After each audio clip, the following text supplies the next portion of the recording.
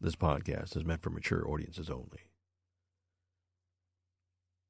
In this podcast, I explore stories of darkness from history, myth, and legend. I am Dennis Sarah, and this is Evil.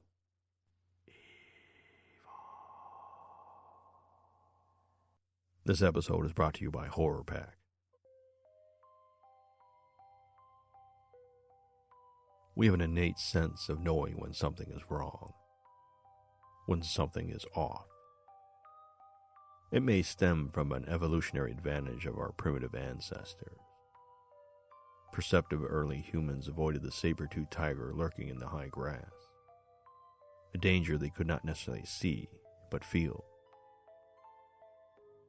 That gut feeling has served us well, and to ignore it could prove dangerous. One never knows where a predator may be lurking. Rachel was excited. This was the first day of her new job, a real desk with real responsibility. No more name tags, no more cleaning up after inconsiderate shoppers, and no more fake smiles. She was on her way to a better existence. It took some negotiating, but Rachel was on her way. Now, mortgage servicing was not exciting, but it was a new start for Rachel. She arrived at the office complex early and was eager to start. After a brief visit with security and an unflattering picture for her corporate badge, Rachel was escorted to the third floor. Rachel boarded the crowded elevator and was herded to the back. The aroma of fresh coffee and the subdued politeness of the elevator passengers greeted her. The morning was full of introductions. A whirlwind of names, job titles, and faces. The afternoon was training and new hire paperwork. By the end of the day, Rachel was exhausted. So exhausted that she did not notice the figure in the third-story window watching her while she walked to her car. Rachel was still riding the new job excitement on her second day. The coffee aroma and subdued politeness greeted her once more on the elevator. Rachel reached her desk and was able to finally log into her computer on the third try. She took a deep breath as she was finally able to take a moment and just absorb where she was. The combination of multiple conversations and keyboard pecking created a low rumble to the office. It was as if the third floor was a living organism, and the office workers were its lifeblood. Rachel smiled as she looked around. This place was a step up for her, an important step. Rachel explored her new desk. It had the usual supplies: pens, paper clips, stapler. A yellow post-it notepad was also in the desk. It must have been used, as the top sheet had a number 5 written on it. Rachel tore the top sheet off and threw it into the recycle bin under her desk. Rachel's second day was filled with more training. A day of new processes and procedures, not all of which made sense, but every company has its own quirks. By the end of the day, Rachel's head was filled with new policies to remember and new processes to navigate. Again, she did not notice the shadow in the third-story window, watching her as she made her way to their car. On Rachel's third day, the usual coffee aroma and subdued politeness on the elevator was there. The usual low rumble filled the third floor. Rachel had a few minutes before her final day of training and spent it organizing her desk. As Rachel rearranged her desk to her liking, she noticed on the yellow notepad there was the number 4 written in pen. She paused and smirked as she peeled it off. Was it some kind of office joke she didn't understand? Rachel stood up and looked around. If it was a joke, then why was no one watching her? Rachel crumpled up the paper and threw it away. She had too much to accomplish today to be worried about some silly prank.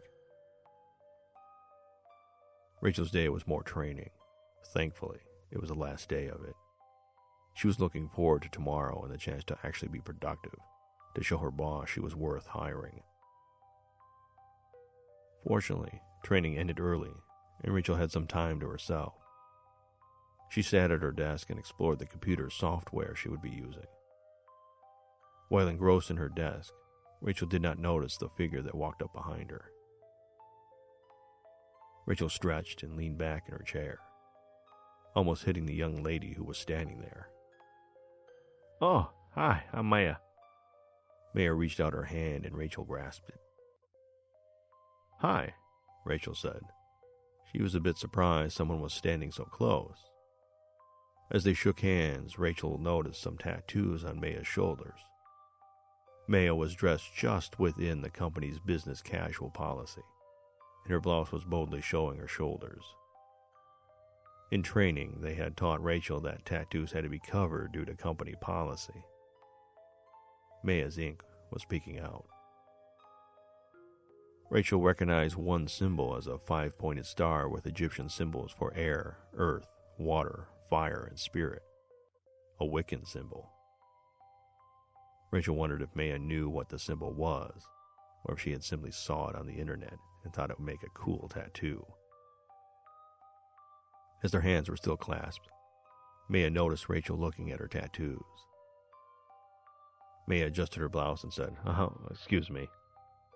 The boss will throw a hissy fit if he sees my ink." Rachel leaned in and whispered, "Blessed be." Maya smiled and replied, "Love and light. What do you know? A fellow goddess." The two continued to talk and were getting along well. However, neither noticed the lone, still face looking over the cube walls 3 rows down, watching them. The next day, Rachel was greeted by the usual coffee aroma and subdued politeness on the elevator. She couldn't help but smile at the thought that this would be part of her routine for the foreseeable future. This time, she had her own coffee. Just one of the worker bees on her way to the hive. Rachel arrived at her desk ready for the day. She placed her lipstick-stained paper coffee cup down and glanced over the notepad. On the top sheet, written in ink, was the number 3. Rachel stared at the note sheet. "Merry meet," Maya said as she tapped Rachel on the shoulder. Rachel jumped a bit. "Something wrong?" Maya asked. Rachel reached down and picked up the notepad and showed it to Maya. "What is this?" Rachel asked. Maya took the notepad and examined it. "It's, 3. "I know that, but why?" Rachel said. Maya wrinkled her brow. Rachel went on and explained that 2 days ago, there was a number 5 on her desk, and yesterday, a 4. She asked Maya if there was some type of office prank on the new girl. Maya assured her she had no idea what it was. "Look, tomorrow is Friday, and I usually come in early. I can watch your desk and see who's writing the numbers down," Maya said. "And hey, since tomorrow's Friday, let's go out after work and celebrate your first week." Rachel smiled and agreed. Early Friday, Maya arrived at the office before most other employees. She walked by Rachel's desk to see if a number was written on the notepad. Nothing. Whoever had been writing the numbers down had not done it today. Well, perhaps not done it yet. Maya returned to her desk and would occasionally peek over the cube wall to see if anyone was near Rachel's desk. Maya's desk was 3 cubes down and 1 row over from Rachel's. She had arrived about 7:30 a.m. and most people filtered in between 8 or 9. At 8:30, Maya noticed Rachel walking over to her desk. Maya locked her computer and walked over. As Maya approached, Rachel held up the notepad. A 2 was written on it. "No effing way," Maya said. "When I arrived, there was nothing on that pad." Rachel shook her head slowly. "What happens when it hits 1? Maya shrugged her shoulders. Rachel crumpled the note sheet and tossed it away. Both women agreed they would still meet after work to celebrate Rachel's first week and went back to their working day. At lunchtime, Maya was still working on a priority project, so she ate at her desk. In between bites of her sandwich, she typed away and was oblivious to a figure standing next to her. It was her. Maya stopped and turned around. Standing there was Tyler. Maya knew Tyler as the creepy guy that was not quite right. Something about the way he dressed and talked was off. He was a bit socially awkward, but probably harmless enough. "What?" Maya asked.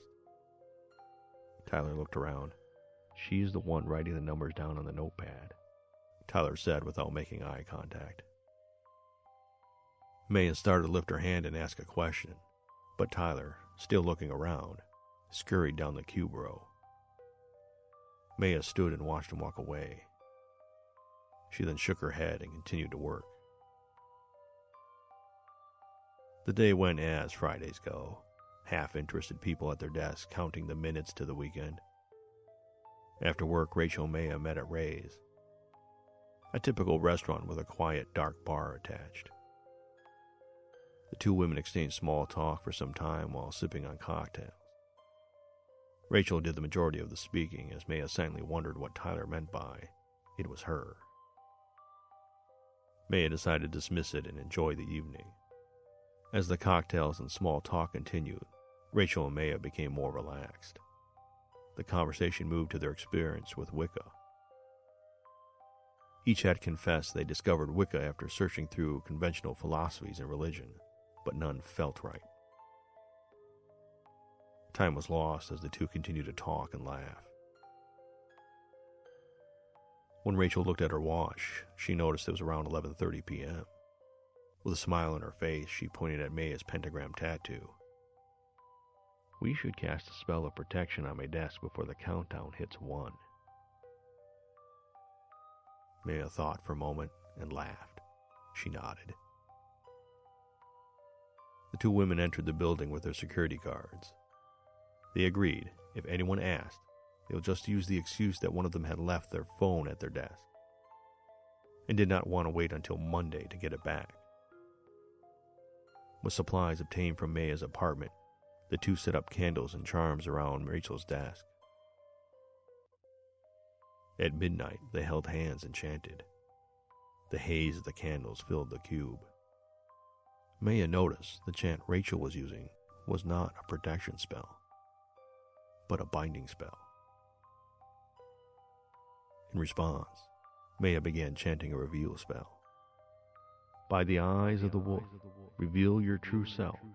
By the eyes of the wolf, reveal your true self.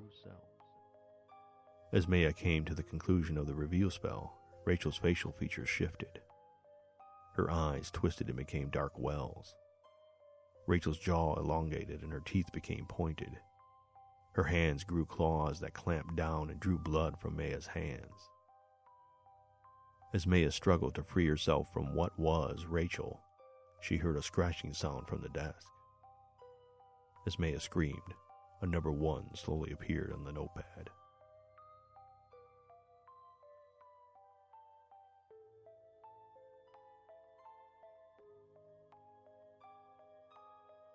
I hope you liked that one. That was original by me.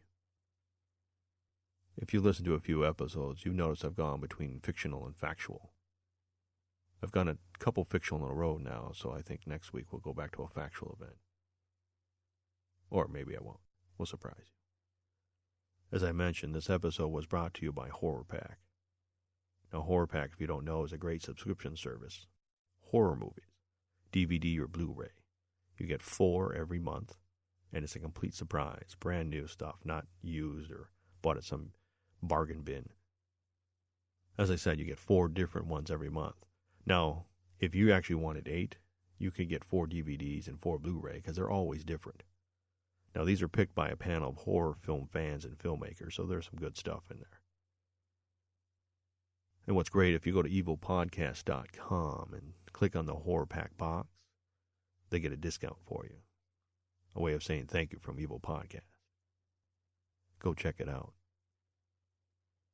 One of the easiest ways to support Evil Podcast is to subscribe on your favorite podcast player, whether it's iTunes, Stitcher, or whatever you like to listen to. I would like to thank those that left a 5-star review on iTunes. Thank you to C. Dawson7995, Mary. Now that's M-A-R-Y. I'm not sure how you pronounce that. So we'll go Marwi. How's that? Also thanks to Mingus. And a thank you to Wentford. If you can, rate and review the podcast on iTunes. I surely do appreciate it. Also, you can find past episodes of Evil Podcast on evilpodcast.com. And if you like, you can also buy a t-shirt there as well. And for Evil Podcast, I have a Patreon page as well. You can go to patreon.com/evilpodcast or follow the link from evilpodcast.com. Patreon's great because as little as $1 a month you could pledge. It helps me keep the lights on here, so I can keep on going. There is a small cost to do all of this. Equipment, storage, things like that. But I do enjoy it and I want to keep on doing it. Oh, you can also follow me on Twitter at Dennis Sarah. There's a link on evilpodcast.com. As always, thanks for listening. And remember, until next time, be good.